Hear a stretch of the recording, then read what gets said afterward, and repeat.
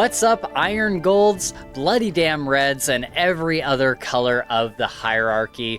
Welcome back to the Fantasy Files Podcast, the podcast that wastes hours of your life that you're never getting back. We are your co-hosts, Spencer and Gabe, and today we are talking about the Red Rising series, kind of in a general way. We have this plan to eventually, I don't know, I'm hoping we'll start it this year, but I'm not sure.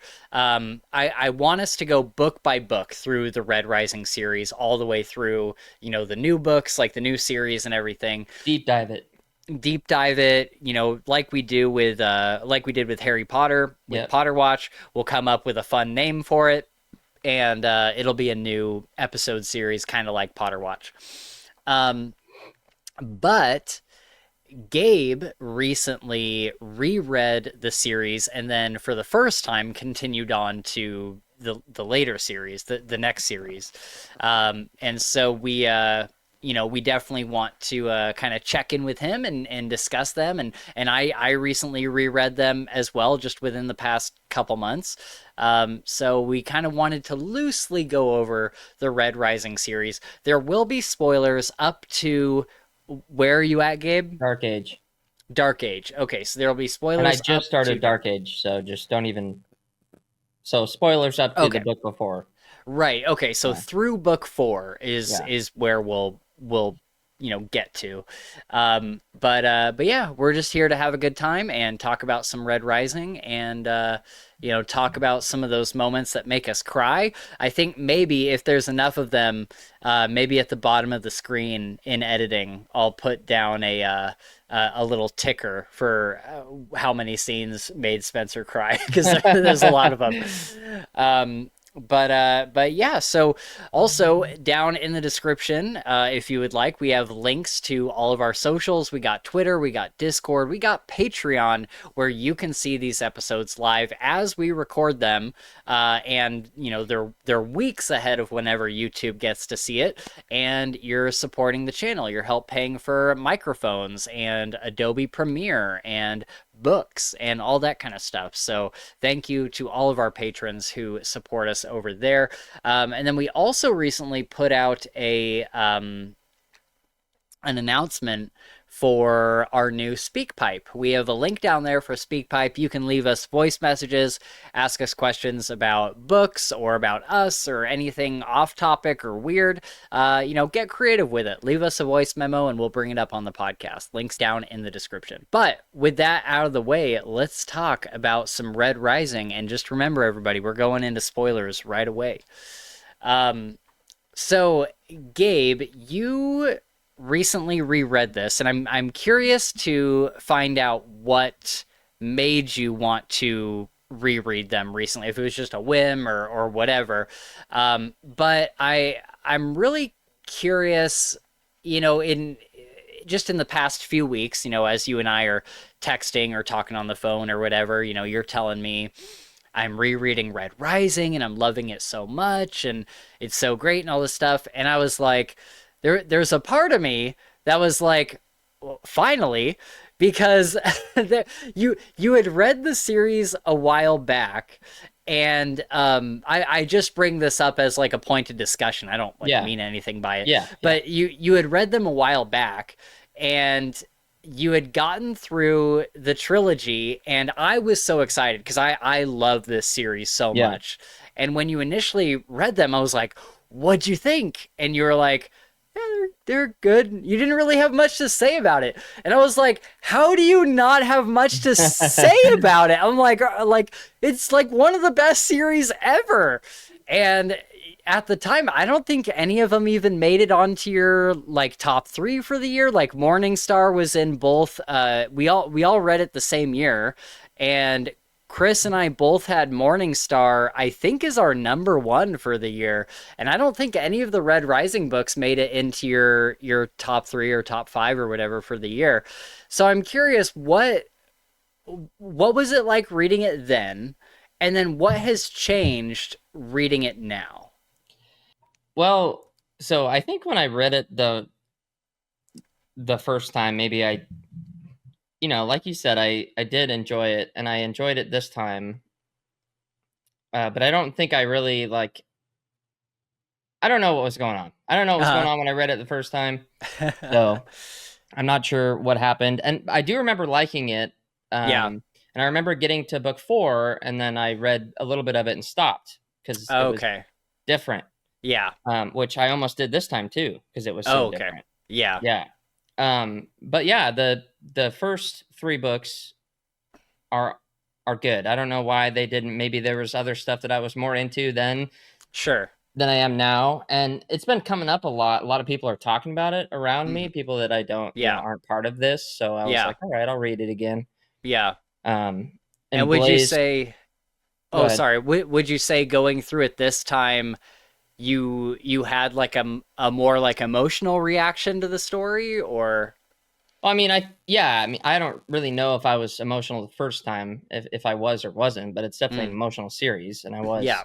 there's a lot of shit that happens in this series. I would say that I read it with more reverence this time, probably, Mm, than I did the first time. sure. Um, yeah, I don't know why I didn't continue it, but once I got over the hump in book 4, Mm-hmm. or got used to the changes, I was like, Yeah. okay, I'm on board for this because Yeah.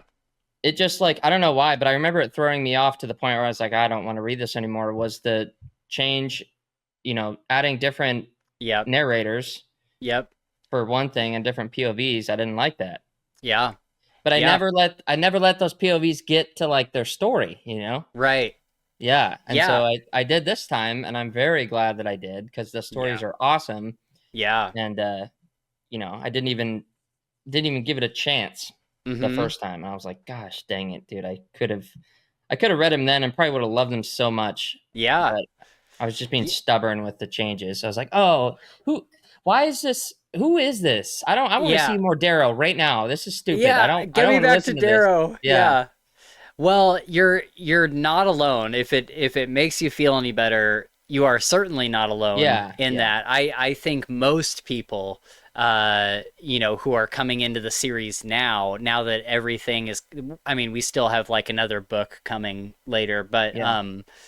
now that the majority of the books are out, people that come into the series now, they read the first 3 books and they love being in Darrow's head so much, and then it that switch happens and you're still getting Tim Gerard Reynolds as the Yeah. narrator for Darrow, but then you have other narrators for these other people, and they're good, Yeah.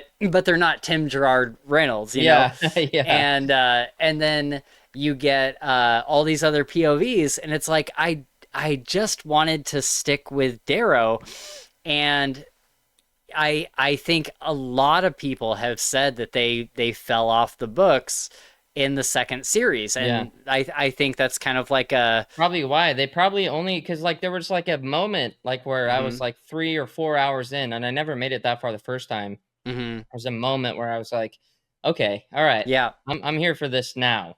yeah, Something big just happened, and I was like, all right, yep, I'm here. But up until then, I was just kind of like, I'm gonna keep going. I'm gonna keep going. Glad yeah, I did. yeah, for sure. Yeah, it's definitely a little bit of a hurdle until you get used to it. Yeah, And what I did was I read the first trilogy, and then there was probably like a year in between of me like reading, or maybe even 2 years until I started the second series, and I think that was a lot better mm, just because I mean on this read through I read straight through yeah, everything, but the first time I think it was good because I probably would have jumped off it too, yeah, because like I finished the original trilogy and I was like, that was a great story, that's all I need for now, and I went on to other series that had multiple POVs and I kind of yep, got used to that again, and then I came back and did the second series and it felt more similar to the other things that I yeah, had been yeah, reading. So I went from there and went straight through them.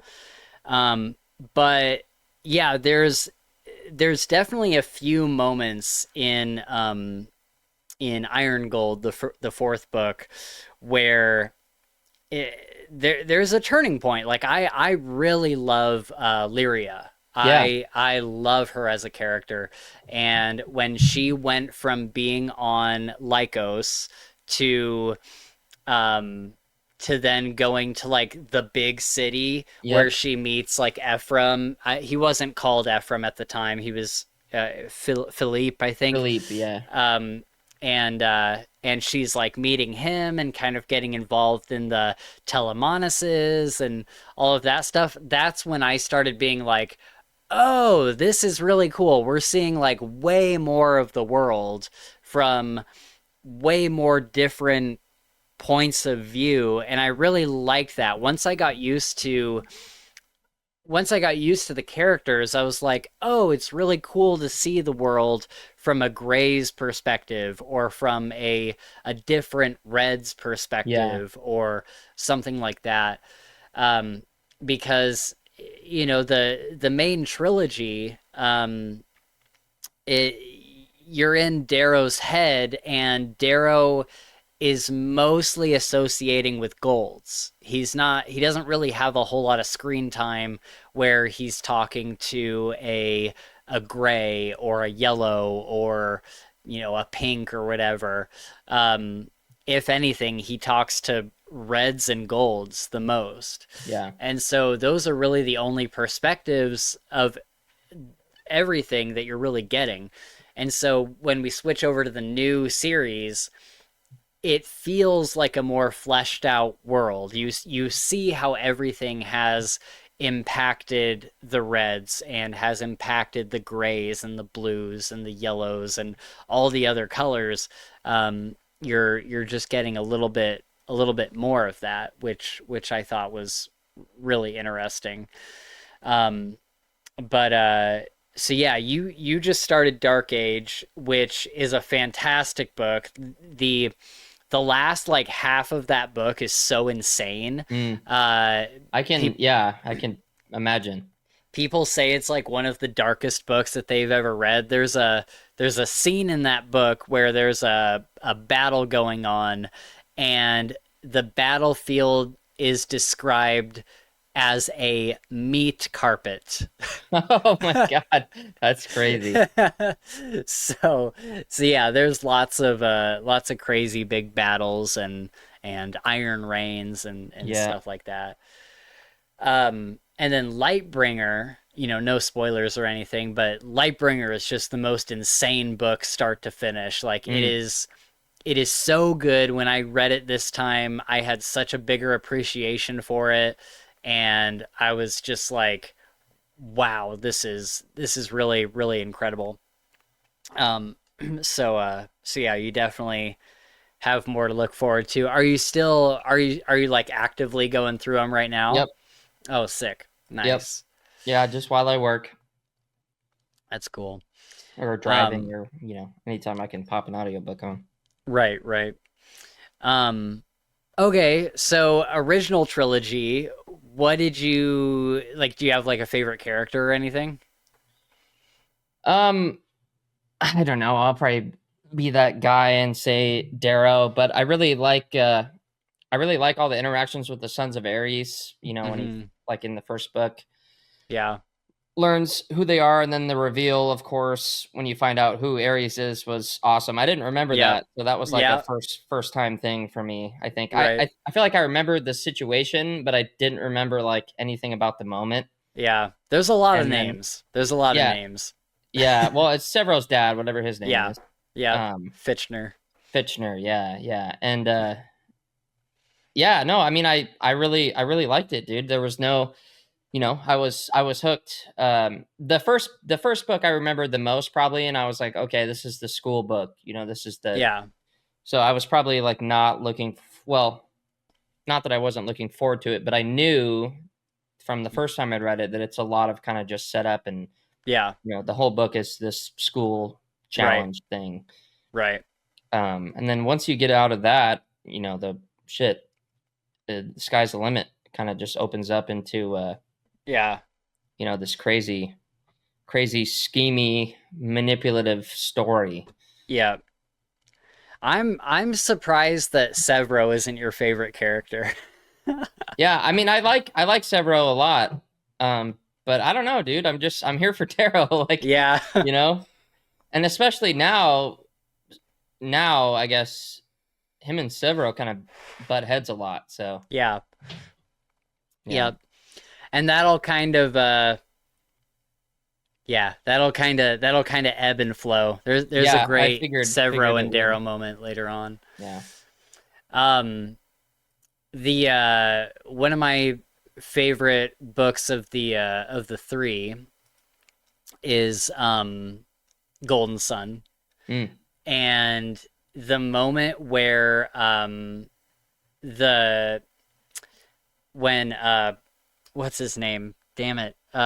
Roke. When Roke uh like turns on them or turns on Darrow, he like finds out that Darrow is a red and he Oh, has everybody at the gala massacred. yeah, yeah, yeah, Um and just that moment where like Roke like brings him the box and Darrow's like, "What's this?" and he opens the box and it's Fitchner's head, yeah, and just all of a sudden everybody around him starts dying, and then Darrow is taken into to the ship that he wakes up in yeah, Morningstar, and he's like in the box, and he finds out that for like 9 months or something he's been inside their like coffee table basically, yeah. So just like in this so coffin. fucked up, dude. Oh my god, that was absolutely insane.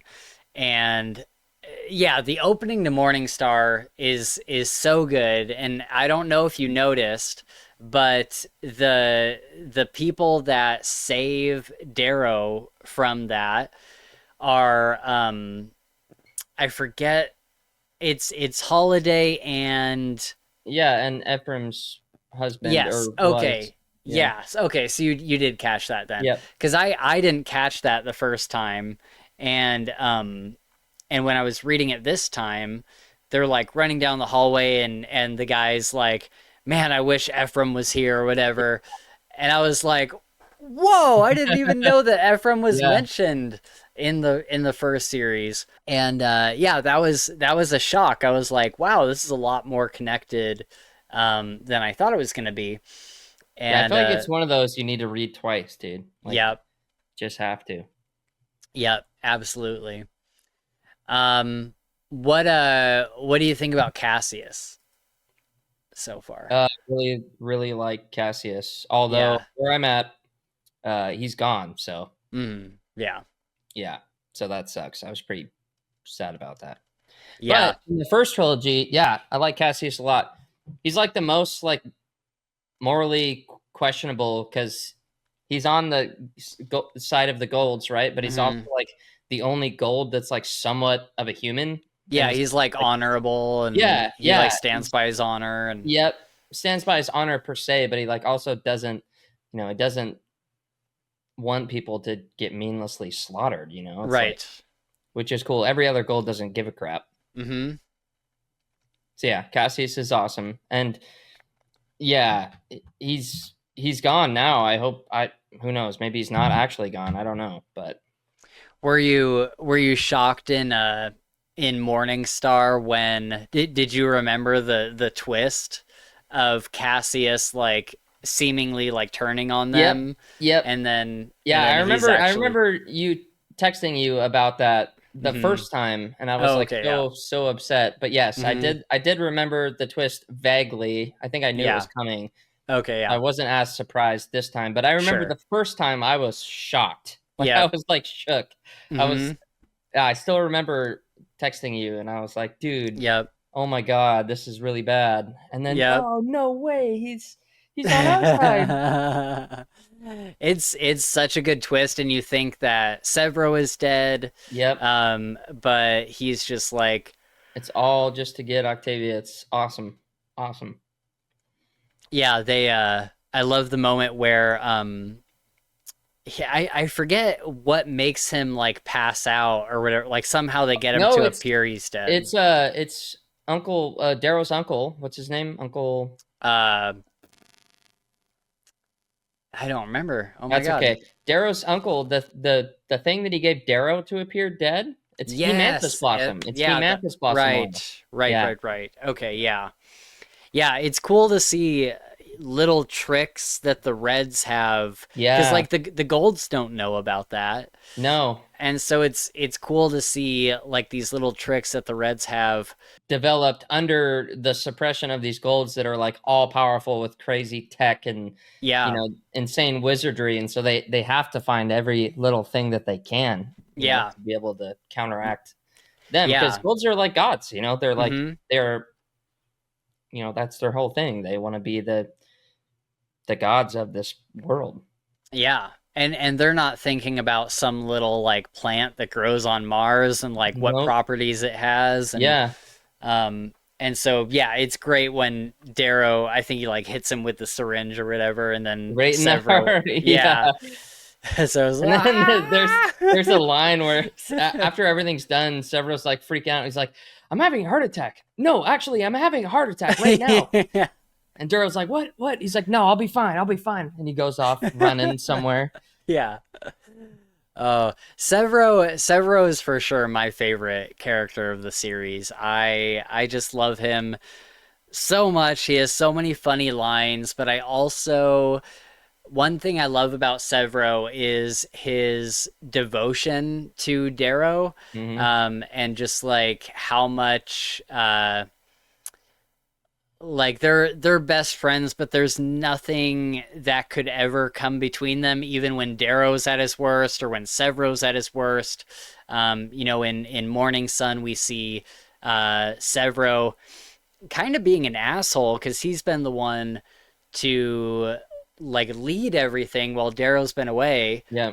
And then Darrow comes back in, and Severo's put so much work into this. He's got to be thinking, well, obviously it's not Darrow's fault that he got put in a coffee table for 9 months, but at the same time, Severo has put in so much work into like running this rebellion, right? And so why would he just like hand that back to Darrow? For sure. Um, He's been and like I sculpting the howlers and yeah, doing all of it. right. It's become his And baby. yeah, it's become his baby. Yeah. And he's like, I've been the one doing all this while you've been gone. Like obviously Severo's been looking for him and stuff, but Yeah. um he's like, like this is kind of my thing now. And it was a really interesting dynamic between the two where Darrow, he's kind of like at first he's like, you're right. Like you're the leader now. Like you've taken the reins and you've kind of figured all You this are out. Ares. Yeah, you're Ares now. And so Darrow's trying to like follow his lead, but then Severo keeps making decisions that is messing everything up. Yeah. And I love that moment where they finally have to come together, and Don't they Darrow's don't they like they fight, yeah. yeah, they duke it out. That's what I was Yeah, gonna say. they Yeah. do they duke it out, and eventually they just had to like come to a understanding. Yeah. And I just think like Darrow, I love Darrow and Severo in the same way that I love Locke Lamora and Yeah. what's his name? Jean. John, Locke yeah. and Jean. And because I'm just like that is just such a real depiction of like friendship Yeah. and how men interact with each other and like the loyalty and everything. Like it just feels so real. Even if not everybody's gonna get into some like crazy massive fight with their best friend, but like just like the conflict resolution and the just the way they interact just feels so real and true to human nature. Yeah. And I love the two of them so much. Yeah. But then when Severo pulls Darrow out of the, or like when Holiday and whatever his name is, they pull Darrow out of the box and they get him out. And then when Darrow sees Severo again, he's like, wait a minute, are those my fucking eyeballs? Yeah, And yeah. His Severo, name's Trig, also, by the way. yeah. What's that? Trig is his name. Trig, Trig thank you. Nakamura. Yeah. Yeah. And But yes, yeah, the eyeball thing Severo was had, awesome. Silver's like, yeah, you weren't using them. yeah. He's like, do you mind? So I think that was just super funny, and I just love Yep. that. I love the kind of sci-fi where we can just get like weird and cyberpunk with it, and like it doesn't matter if somebody has their arm chopped off, like they have, Go get a new one. they can get a new one, and And they all have like, there's even points in times where like it is cyberpunk. Like they've got like yeah, cybernetics in their eye that can like, yep, do stuff or like anywhere else. yeah. Yeah. What'd you think of, speaking of tech, what did you think about like the weapons and armors and stuff like that? Yeah, the pulse shields are really cool. Mm-hmm. Those are kind of Yeah. awesome. I really like the idea of them. And then the scorchers that they have that Yeah. are like, they're like little rail guns that manufacture their own ammunition Yes. inside the gun. That's Yes. crazy. Yep. Like I That's can't super remember what cool. Darrow called it, but he was like the internal foundry or like something like that. It's Oh like the yeah. internal foundry is like, making the next, metal shell to be shot, whatever Yeah. it was, but Yeah. That's super they're cool. really cool. Yeah. And then of course the grab boots are awesome. Yes. Uh, Super cool and fascinating. And, Yeah. yeah, tech is awesome. Yeah. Tech is I like just outlandish enough to where it's like super exciting, but not outlandish enough to where you're like, that's yeah. just too crazy. Yeah, for sure. It feels like, even though it's super far in the future, it feels like a reasonable and Reasonable, realistic yes, yeah, future. realistic, yeah, Kind of in the same way that The Expanse felt, yeah, yep. where like that tech, it wasn't There's so far backed out by there. science. Yeah, it was backed Yeah, by science. Um, and yeah, I love that kind of stuff, and I love how, even when they're talking about the grav boots, um, I forget which book it was in, but Darrow was saying, we couldn't just go full bore on our grav boots yeah, because the way trajectory works and the way gravity works, like we'd be floating in the sky for a long time and they could just yeah, shoot us down. So we were doing like this skip thing yeah. Skip where step, like yeah, we would like, skip hop, and I'm like, "Oh, that's really smart. I really like the idea yeah. of that." And then of course there's the razors. The razors are so Oh cool. yeah, razors are awesome. Yeah. And it's like, how do you, if you're making a sci-fi series and you're trying to figure out a way to have a sci-fi sword, how are you going to do that without it being a lightsaber, Yeah, yeah, for sure. And I think the razor is such a cool idea where like it is a sword, but it can like coil around your arm, or you can turn it into a whip, or like Darrow turns his into the scythe. Um, and so I think that's like the coolest idea for a sci-fi weapon. For sure. Yep. Mm-hmm. And they're like the nano metal or nano whatever they call it Mm-hmm. is like sharp as a lightsaber too. Like it can Yeah. cut through pulse shields, cut through anything. Yep.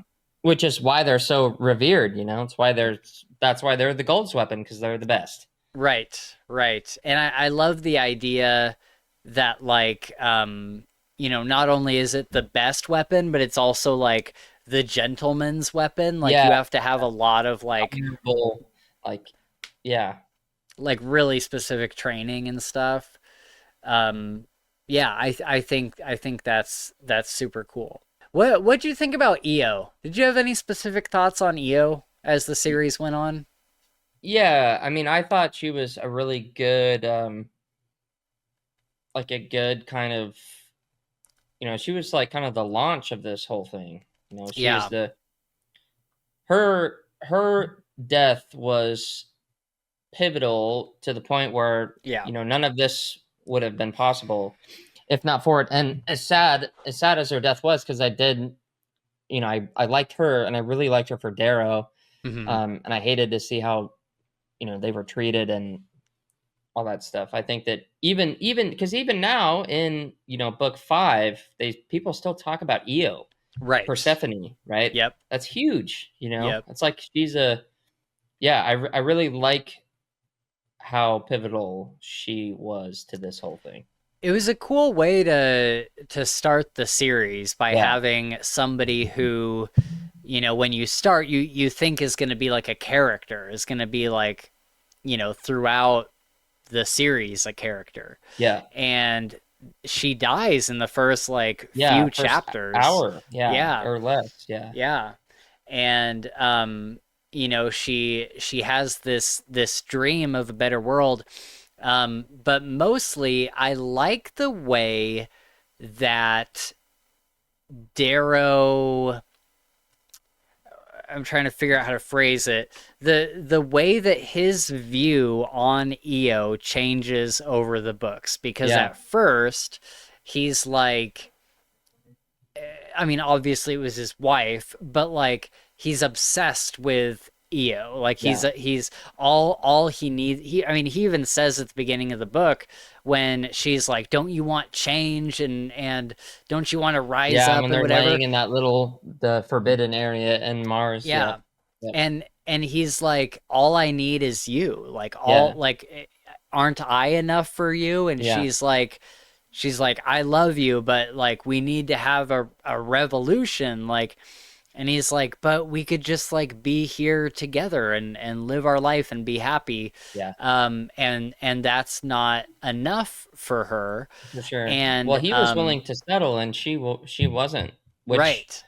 good thing she wasn't, because Yeah, good like thing she ultimately wasn't. did affect like the most change this planet has seen since, or planets have seen since probably Rhea.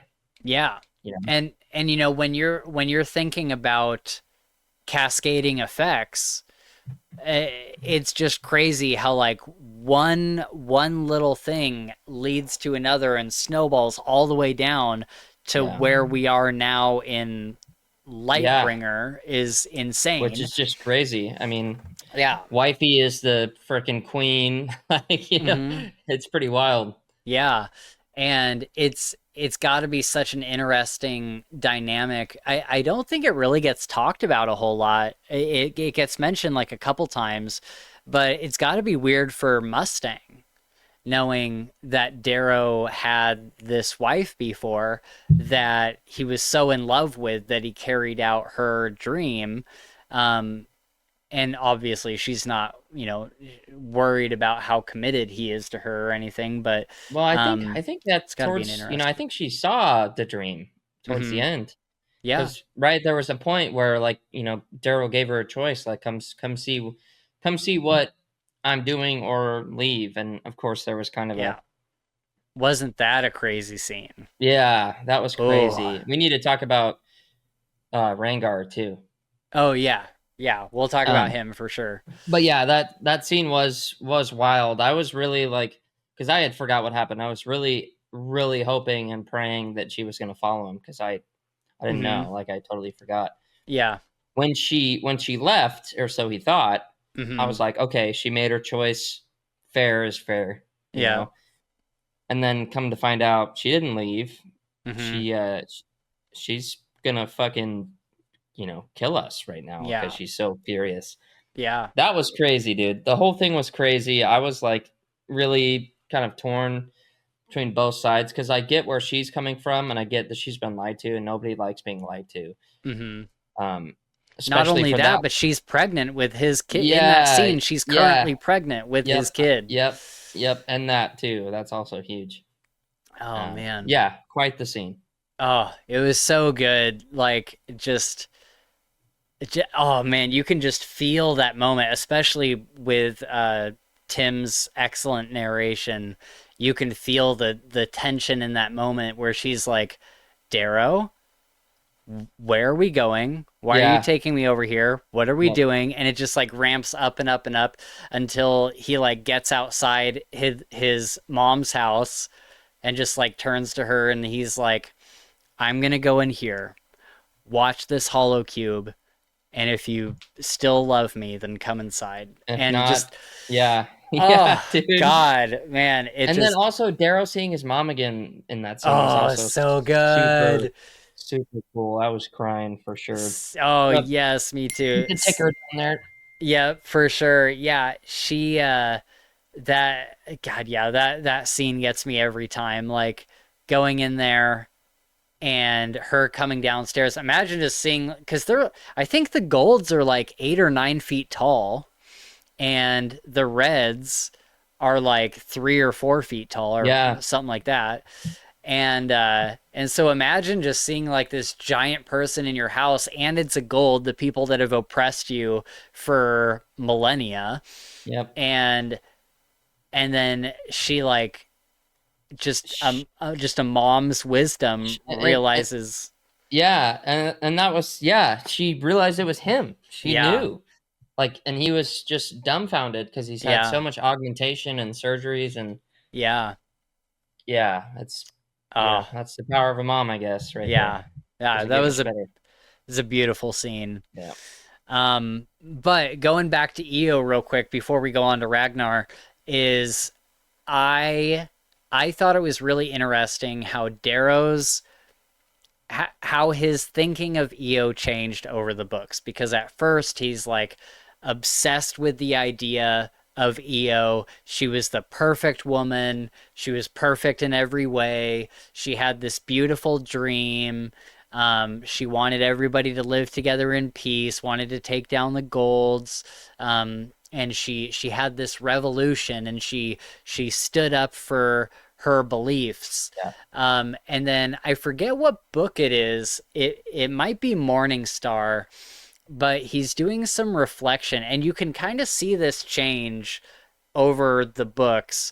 But there's like a definitive scene where he's having like an inner monologue, and he's saying that,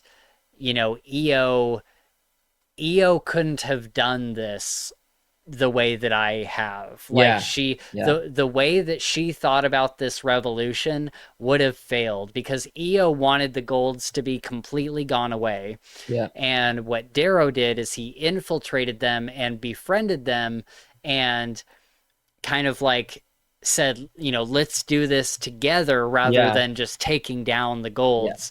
And he's like, this isn't exactly what Io wanted. Mm, Um, but like I don't think she could have done this the way that she wanted to do. And then he realized, he also had a moment where he was thinking about how like she wasn't perfect. Like she would get angry at him for doing certain things, and like she was like jealous or whatever. I forget what exactly he says about her. But yeah, it was really interesting to start the series with him being like, Io was this perfect woman that I'm like following after and trying to keep her spirit alive. And then when he gets like down the road a bit, he's like, yeah, she had a dream, and all of this is because of her, but like she wasn't perfect. Like the way that she thought about this revolution wasn't the right way to go about yeah, it. And like it was so interesting, because I think we've all, especially us guys, I think we've all been in a position where we, put somebody up on a pedestal, and we think that they can't do any wrong. And then maybe it's, years or sometimes even decades down the find out that road. they can indeed. Yeah, right. Okay, yeah, here we go. Here we go. So there's a quote in Golden Sun where Darrow says, Io was no angel. She was stubborn, reckless, sometimes cruel in her honesty. She would not have lived long in this world she pushed me into, but she was brave, and she was mine. Mm, And then in Morning Star, I don't know if this is the quote that I'm specifically thinking of. It probably is, but in Morning Star, he says, now all these people think she was divine or something, a perfect martyr, but she was just a girl, and she was brave, but she was stupid and selfish and selfless and romantic, but she died before she could ever be more. mm, Think how much she could have done with her life. Maybe we could have done this together. I laugh bitterly and lean my head against the wall. I think the shittiest part about getting old is now we're smart enough to see the cracks in everything. And there's just like, I love these like beautiful humanizing moments. I don't know, just like I love these moments of his inner monologue, and it's something that we unfortunately don't get too much of in the second series because we're Mm. not like in his head. Yeah, yeah. Um, but yeah, I what the there's another quote when he compares Io to Mustang. He says, Io was the veil of my youth. She saw what I could be, not who I was. Mustang sees me. Mm. Um, and yeah, there's an interesting difference between Mustang and Io, even though they are both very like headstrong women. Um, and yeah, I think it's interesting. There is that part of the quote where he says, you know, Io died before she could do anything. Yeah. Um, and you know, she was stupid and selfish, and then also selfless and romantic, but she died before she could ever be more. And I think that's another part of Darrow's frustration is that yes, her dying gave birth to this revolution, but that was her choice. Like she was going to get whipped, but she wasn't going to get killed until Yeah. she sang the song. Yep. And then I think in his head he's probably like, imagine if she had tried to do this revolution but like didn't die. Like imagine the good she could have done. But then I also think if Io had lived and gone on to become this revolutionary, I think she would have turned out more like Harmony, the Mm. pink. Yeah. I think she would have been like, you know, basically like success at all costs kind of Yeah. thing. Like Yeah. like Yeah, for sure. we're gonna like bomb buildings, and I think Io wouldn't have had trouble being that kind of revolutionary, and that's not who Darrow would have wanted to be. Yep. And so I don't know. It's just interesting to see his opinion of Io still remain positive, but kind of grow and Yeah. critique over time. And you know, I think Especially some after, after he's seen and been through so much and seen yeah, seeing the horror of the golds, but also seeing the good in them, yes, yeah, because I think that's EO's standpoint was that there's no good. They all yeah, need to, you know, the world would be a better place if they didn't exist. And right, Darrow's like, I don't think that's true. Like, I right, really don't think that's true. yeah, yeah. Yeah. There's a moment where he talks about like it's it's either in the first or second book, and he's talking about like I should hate these people, like I should want them all to be dead, but then I look at someone like Mustang, and I look at Yeah. someone like Or like Cassius. Cassius, Yeah. and yeah, and yeah, it's just I love the nuance, I Yeah. guess. And you know, nothing is there's not a perfect answer to anything. Yeah. And even at the end of Morningstar, you know, this whole time his goal has been, or maybe not exactly, but part of his thinking has been, I'm going to turn the rulership of this society over to the reds or the other colors. Like I'm going to get it out of Gold's hands. Yeah. And then at the end, he realizes that no one, like the truth of the matter is that nobody is going to go with that. Like nobody is going to let that happen. No. And so he has to allow Mustang to take the scepter and become Yep. the sovereign, and just know that she's going to do a good job, like she's going to do things differently Yeah. than the previous rulers have. Yep. um and yeah, I think I like the ending because it is a happy ending, but it's not like the ideal ending, Yeah, right? Like yeah, it's not like the like, oh, we wanted to see Reds rule or whatever. Like yeah. it's a realistic look at what would need to happen, I A guess. smart, yeah, like a more rational Yeah. decision. And it also, her becoming the sovereign sets up the next series, and at least book 4, what I've read, for like just an absurdly good amount of strife Yeah. between, and not so much between Darrow and Mustang, because I think they argue, and they do some stuff that they don't like, Yeah. but at the end of the day, they love each other. They're like Yeah. on board. But that Darrow has to become this free agent, right? Yeah. And Mustang can't. If she were to say anything about it, she would be impeached and probably imprisoned. And Yeah. he knows that, and so like he has to like basically kind of fight Mustang and Yeah. stay away from her and make it seem like she's doing everything she needs to get this man to justice. And Right. you know and that's crazy. That's a Mm-hmm. crazy um Plot twist. plot twist, yeah, Yeah. to have to deal with, because I think they're still so on board with each other, but Mm-hmm. they have to make it look like they're not. Right. And so that's Yeah. like very, very intriguing. It's a very intriguing plot point. Yeah. So where you're at, I'm forgetting what happens in what book, but neither of these are like super spoilery. Yeah. Has Darrow been? Has he received a hollow from Mustang? Like has he been able to talk to Mustang yet? Um, I think so. We just got rid of the Ash Lord, or went and talked to the Ash Mm, Lord, yeah. and he's this old shriveled up pile of bones, and they burn him Right. alive in his bed. And then he finds out that somebody's sister has now taken control of his fleet. Do you remember her name? Starts with an A, I think, or like say like Um. adamantine, but it's not that. Yeah. What is her name? It's okay if you don't Yeah. remember. But Yeah. basically, Yeah. that's where I'm at, or that's the last big point that I remember.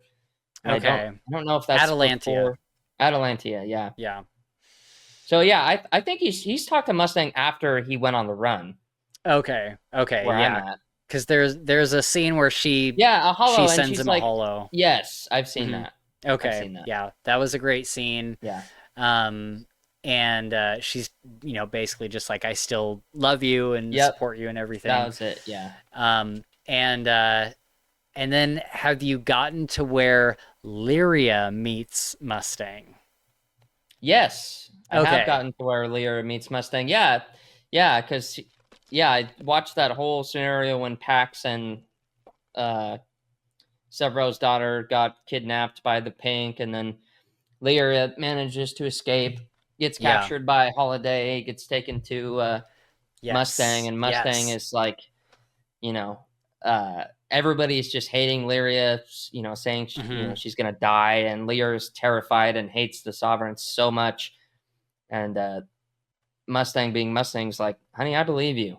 Like, I yeah, believe what you said is true. yeah, Like, let's figure out how we can fix this. yeah. Um, but yeah, What yeah, it's cool. I love the scene where like because they kind of meet at first and Mustang because they were gonna put the thing on her, like the mutant thing. Yeah, that's what Holiday was gonna do, and then Yeah, Mustang's like, no, I thought you destroyed all those things. We're yeah, not doing that. We're we're not not torturing doing her. that, right? Yeah, And she comes in and has an honest conversation with Lyria, and Lyria's like, "What if you think I'm lying?" And she's like, "Then I'll kill you myself." yeah, And they have a great discussion, and then like a few chapters go by, and Lyria, at the beginning of her story, she saw her family and entire uh like community just ravaged by the Red Hand. ruthlessly murdered by Reds. Yeah, and it's because I forget the exact circumstances, but it's because of a failing on Mustang's part. Like they Yeah, did well, it's not because she protect didn't. them. Yeah, she didn't send aid. She didn't. Yeah, You know, At Yeah, least not at the right time. I think eventually Darrow did, right? Because there was an Iron Rain. right. But Lyria, she's got a lot of resentment for the current ruler. She doesn't there I think there's a point where she even says like it was better the way it was before because then at least like we didn't get messed with in our we had our little Yeah, community and we were stuck there but we didn't get messed with.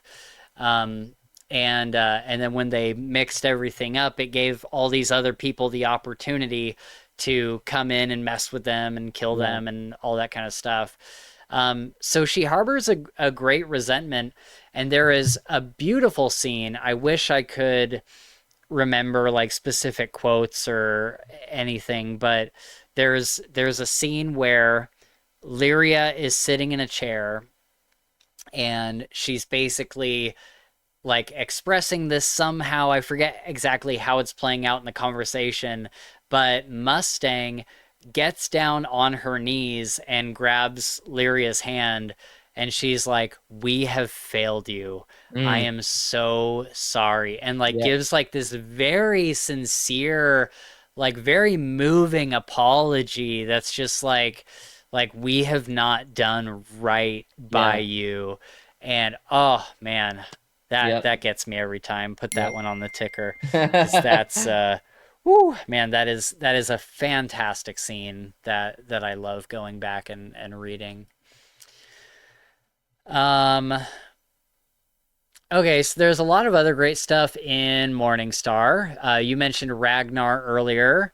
Yep. Um, Love eh, Ragnar. he's a fantastic character, and Darrow teaches him to use the razor, Yep. and everyone else is like, "What? You're giving him a razor? That's And the not intro like." to their relationship too was cool because Darrow, basically shot an Iron Rain shot himself onto the ship, this flagship Yes, of Octavia's, military, whatever you want to call it, yeah, um, with hopes that he could do, that it would work. I yeah, think even in times he's like, I'm probably gonna die. Like this yep, is probably gonna kill me right now. right, And he makes it on, and he manages to get to the bridge.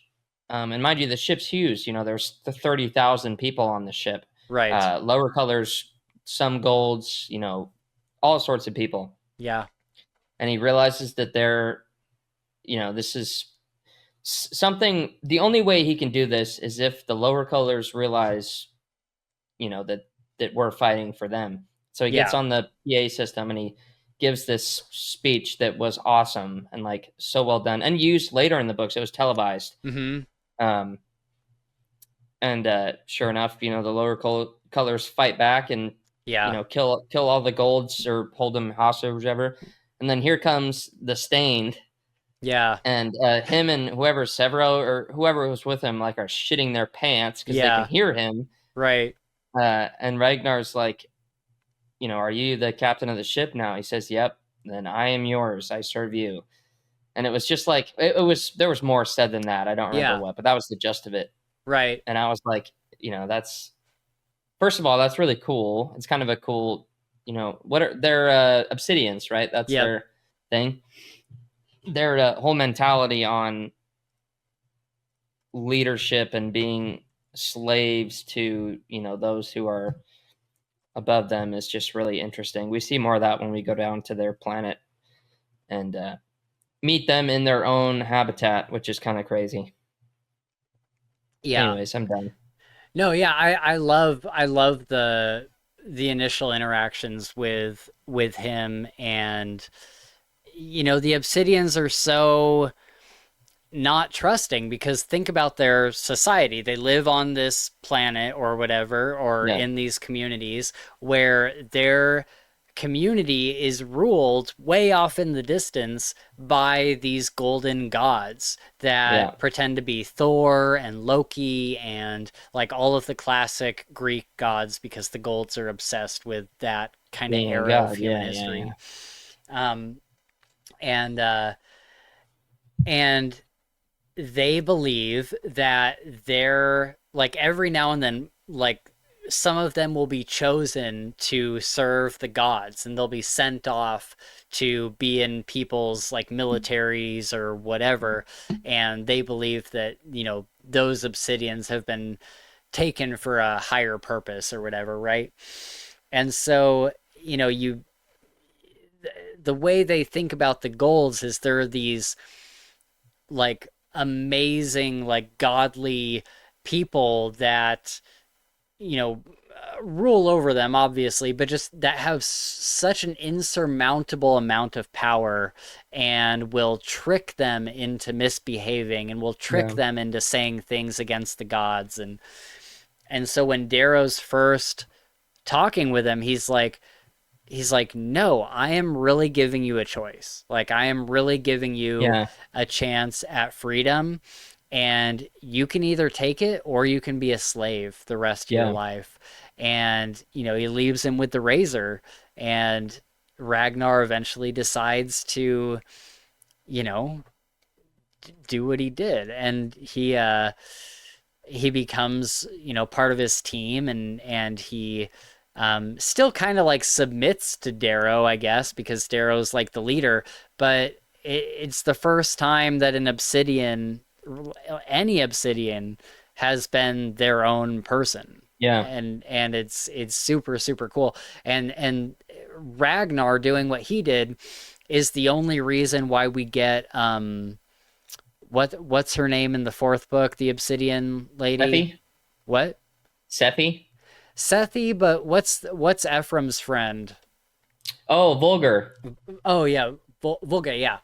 She it's the only reason why she's able to just be like out and Yeah. about and Yeah. just be like on this random team of Yeah, thieves Vulgar or is whatever. really, really cool Yeah. character. Hmm. Uh Whenever Ephraim's such a dick to her, but I know. she's always just so like nice. Like, oh yeah, I don't I know. I It love cracks me the up. narrator. It's almost like a German Yeah, sounding yeah. accent. She's like follow the first scene we see Ephraim in, she's like following him, and he like spies her from the side of the barn, pulls her outside. He's like, "Why are you following me?" She's like, "Well, because we're friends." And he's like, "But that doesn't mean you can follow me." Oh, okay. And she like walks away. Yeah. Cracks me up. And she like brings him like a drink, and like Yeah, she's just so like nice to him and just yeah, wants to like be his friend and like care yep. for him. And And then he's just an there's asshole. and he's just an asshole, and there's a moment, I think it's in the fourth book where they need, because it's before they take Pax. um they need money for something, like they're low on funds for whatever mission or something. And Volga's like, I have money. And she like offers to like pay for the mission. And Ephraim's like, no, you're not going to pay for the mission. That's your personal money. Like, we're not doing that.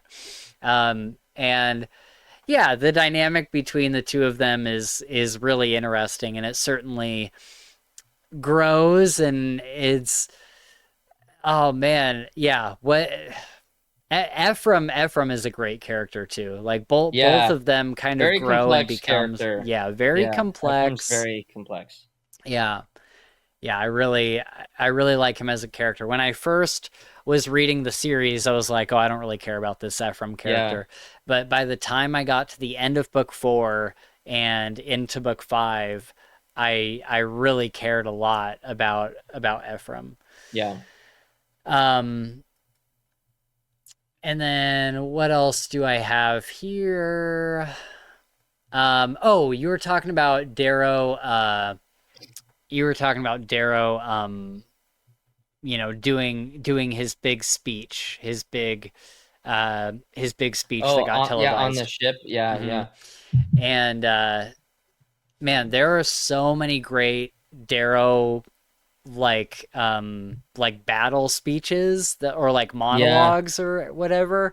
Like, he's got so many great moments where he's like He's a talking to the wordsmith when he crowd, needs to and be. oh Yeah. man, so good. A great Darrow quote that I had to look up was, I would have lived in peace, but my enemies brought me war. I would have Yes. lived in love, but my enemies brought me hate. I would have lived in light, but my enemies brought me Yep. darkness. That's a good one. So good. So Yeah. good. Uh, we got to talk about Severo's,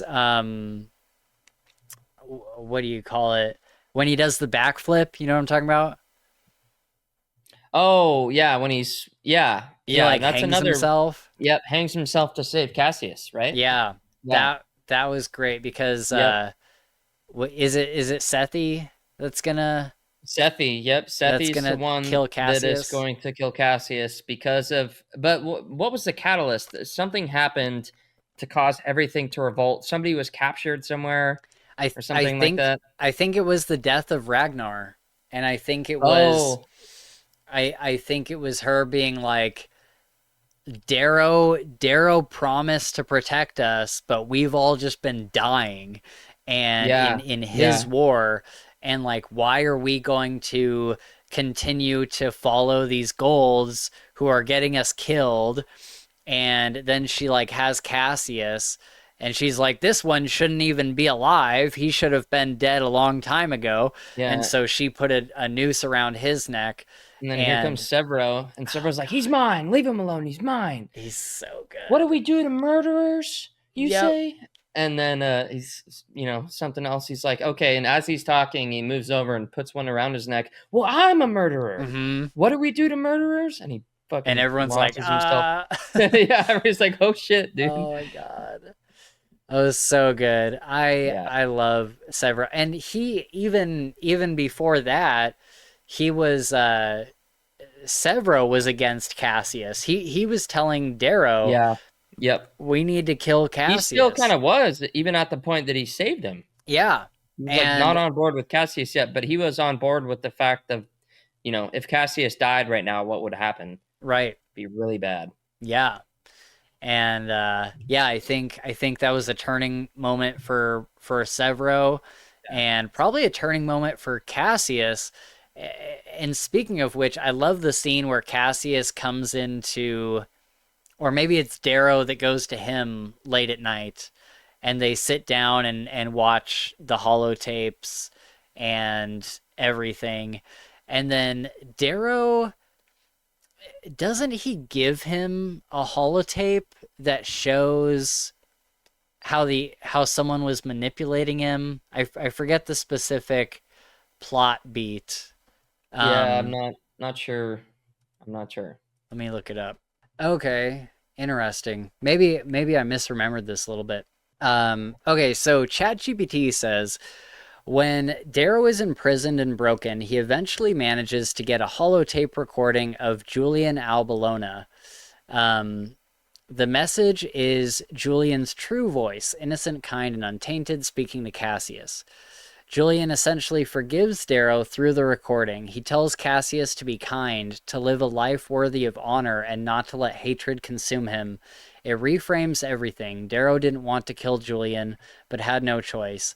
The holotape lets Cassius hear Julian's heart directly, unfiltered by propaganda, lies, or bitterness. It breaks Cassius. He finally understands that Darrow has carried the same guilt all these years, Mm, and in that moment, the decades of enmity dissolve into grief and brotherhood. Cassius and Darrow don't just forgive and forget, they forge a new bond from shared loss.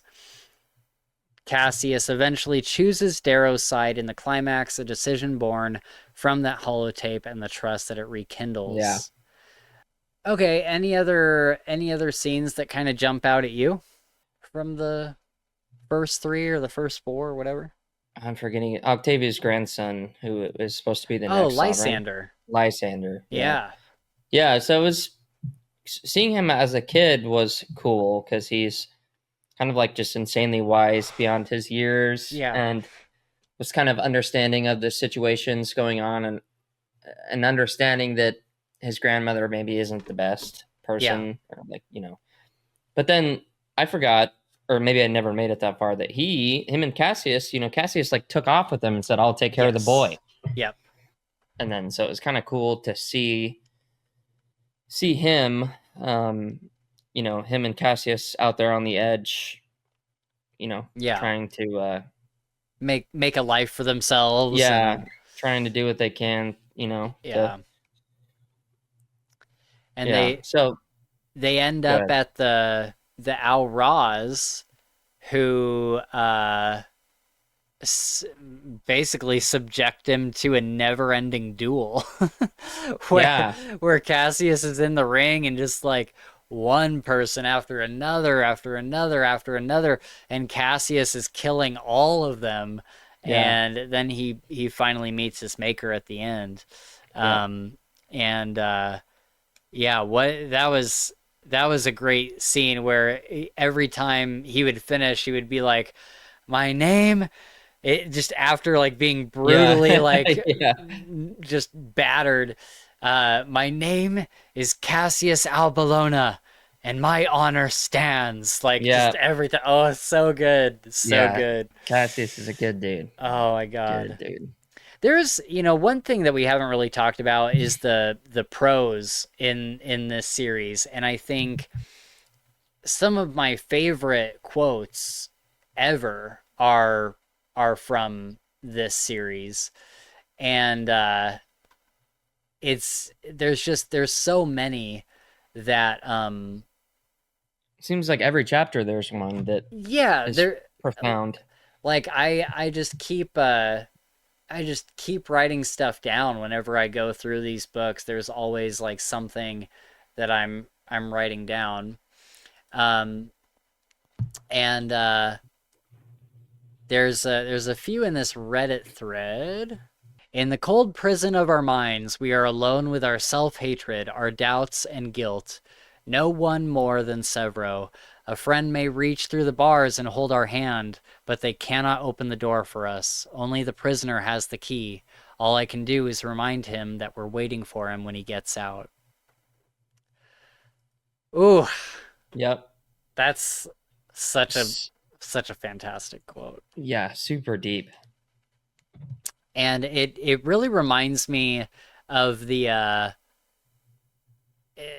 just the kind of prose from like King Killer, where it's just like it's so you can kind of look at these quotes and just like sit on them and think about them, and I don't know. It's good shit, dude. Oh yeah, this is a great quote that I like. I can't remember which book it's from. It might even be like Dark Age or something, or maybe book 4. I know it's in the second series. But it's Darrow talking about Mustang, and he says, "My wife is not as fickle as a flame. She is an ocean. I knew from the first that I cannot own her, cannot tame her, but I am the only storm that moves her depths and stirs her tides, and that is more than enough." Wow. Wow. Yeah, Yeah, I don't know. I don't know if I've gotten there yet, but that's fucking awesome. yeah. Yeah. So, yeah, there's so many great quotes. And I know that I'd written some down, but I couldn't find it before this podcast. But I do like the end of Morningstar, and maybe that's kind of where we'll end, talking about you get to the end of Morningstar, and Mustang is taking Darrow to like this beach, Yeah. and all of a sudden this ship lands, and Darrow thinks he's like, is Mustang like Betraying me? betraying me? Like, what is Yeah. she doing here? Yep. And out of the ship that lands is it Daxo Altalamanus Yep. and his mom, the Red, Yep. and they're holding a little baby. Yep. And he says, "Mustang, what is that?" And she's like, "Darrow, I'd like you to meet our son." And it's just like, oh, it's such a great way to like Yep. to end there. Um, but yeah, there's. Oh, what do you think of Pax in the new series? Do you have any thoughts on him? Um yeah, no, I like Pax. I think he is I think he's kind of like how Lysander is of his Yeah, parents, you know? yeah, Like kind of like I don't know, cuz when he's talking to Lyria out in when the Lyria first meets him and he's outside and Lyria goes outside and starts talking to him and Lyria snaps and is like yelling at him and cussing at him and saying, you are the reason this. And he right. kind of, there's a Poor moment where he kind kid. of just, yeah, but he kind of just like looks at her like, super understanding, like, listen, I know, like, I Mm-hmm. know. And Yeah. that, for an 8-year-old is pretty Oh, crazy. So so good. yeah, And I think yeah, it's said that he has red eyes. Like he's a yeah. I gold, think but he that's has right. like Yep, red eyes. I think that's yep, kind of cool. yeah, And I kind of wonder, I mean, even where I'm at in the series, even with Lightbringer, like so far, we know that Pax is like a good kid, yeah, but it's like, does he grow to become someone like Lysander who like bucks against his parents and he's like, yeah. no, gold should rule? Or, does he have a deeper Right. I I hope I think and think that he has a deeper depth of Yeah, I think so for sure. I don't think he thinks gold should rule, yeah. but I think he thinks that his dad's methods are wrong. Yeah, he doesn't You like know? the war. He doesn't like Yeah, the I think the if fighting. he's yeah, I think he could, you know, if he got his way, maybe he could do Darrow's dream without all the fighting. Yeah. Yeah, Something, could be. Could be. Yeah. There's a quote at the end of Morningstar. It's literally the last paragraph, Mm, and I think it's wonderful. Um, my favorite part is like the last like two or three sentences, but it starts with Darrow kind of reflecting on everything, and he's holding baby Pax, mm, and he says, "I can be a builder, not just a destroyer. Eo and Fitchner saw Eo and Fitchner saw that when I could not. They believed in me. So whether they wait for me in the Vale or not, I feel them in my heart. I feel their echo beating across the worlds. I see them in my son, and when he is old enough, I will take him on my knee, and his mother and I will tell him of the rage of Ares, the strength of Ragnar, the honor of Cassius, the love of Severo, and the loyalty of Victra, and the dream of Io, the girl who inspired me to live for more." mm. Ah, oh, God, It's that's another one crazy. that gets me. Yeah. Just like, Add to the ticker. it's Yeah, such a what a great way to sum up everything that yeah, happened in 1, 2 sentences. yeah. Isn't Really. that amazing? Yeah. I love the prose. I think Pierce Brown does such a good job of like he has a great way of like finding the humor in things, but also taking the story like really seriously Yeah. and like taking the characters really seriously and making them feel very human, and then also adding in just like very, very good prose, like King Killer type, quotability and just general prose. I think he just does such a good job with it. And as speaking of Pierce Brown, he's going to be coming out with, I don't think we have a release date or anything, but Red God is going to be the last book. And I think it was a bit of a peace talks battleground type thing where Oh, Lightbringer and Red God were supposed to be one book, but then they became so big that he had to okay. Had to separate split them them. up. Yeah. But Lightbringer does not feel like Peace Talks does. Like it No. doesn't feel like it's part one to the part two. Yeah. I think they Yeah. really are like two separate books. Um, and I can't wait for you to get to Lightbringer. It's so good. Lightbringer is probably my favorite out of the second series. Nice. Um, but yes, we have Red God coming up, and then he says he's done. He Mm. says that after Red God, he's completely done. And Done with the so, series or done writing? well, done with like Red Rising completely. Like Okay. Yeah. he's not going back to it for like another sequel series. He's not doing like side stories. He's Gotcha. he's doing Red God, and then he's done. Mm. Um, and that's really bittersweet because of course I'm like I would love way more Red Rising. Yeah. But I think I can respect him having a story that he wants to tell Yeah. and being like I told my story. Like Yeah. Definitely. I had this story in mind, and I'm gonna end it at Red God. We're not gonna keep going. We're not gonna keep like adding books on. Right. Like it's gonna be this, and it's gonna be done. Yeah. And I can certainly respect that. But I'm just like I really hope that at the end of Red God we get a flash forward and get to see like Pax grown up and Yeah, see and like everybody where. happy and Hmm. calm and Yeah, just happy with where they're at. yeah, That's the goal, dude. That's the yeah, entire goal. yeah, Is just to be happy with the world around you. yeah, So hopefully that does happen. That would be really sweet. yeah.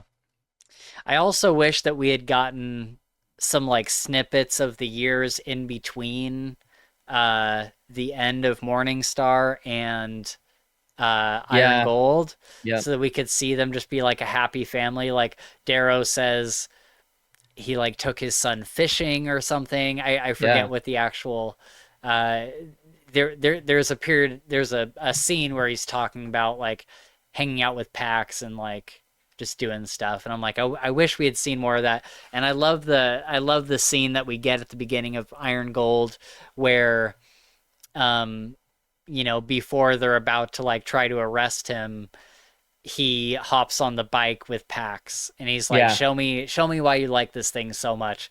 And Yeah. Pax like takes him on like a run on the bike, on the grav bike. I really liked that scene, and I hope Yeah. that by the time we get to the end of Red Gold, we get some more time with Darrow and Pax in the same room, like For hanging sure. out. Um, Yeah. cause yeah, the next few books after where you're at, like Darrow is on a mission and he's not coming home until it's done. Yeah. Yeah. So That's yeah, kind of what it feels like right now. yeah, So that makes sense. right. So cool. Well, more to look forward to, and we'll have Red God coming out at some point. I would assume sometime next year. I think next Okay. year is probably when it comes out. Well, that's good. Um, and I know that he had to do some rewrites. I think he got like halfway into writing Red God. This is like a couple of years ago. He got halfway into writing Red God and said, "You know what? It's not good enough," and scrapped the entire Wow. thing That's and crazy. started from the beginning again. That's wild. The Yeah. dedication, dude. Good Yeah, Lord. man, could you imagine? But I mean, you have to, dude. You have a Yeah, candle to hold. This is right? like, you know, Yeah, you gotta make it good for yeah. us. Could you imagine? It would just be so sad if like the last book doesn't hit the same, or I something like that. know. Yeah. And I think he knows that Red God is gonna be his like legacy Yeah, basically. yeah. And so yeah, I'm really interested to read that when it comes out, and I wonder what he's gonna do next. I mean, his whole career has been Red Rising, Hmm. and so he hasn't done like anything else, I don't think. Well, he's got the ability and power to come up with another incredible story. I'm Yeah. sure that could be a second legacy in the next 20 years. Right. Yeah. And I kind of hope he does something that's fantasy. I think that would be That would super be cool. cool. Yeah. Yeah. Um so yeah, I guess that's where we'll end it today. And you guys can look forward to a dedicated series Super deep for dive. it. Yeah.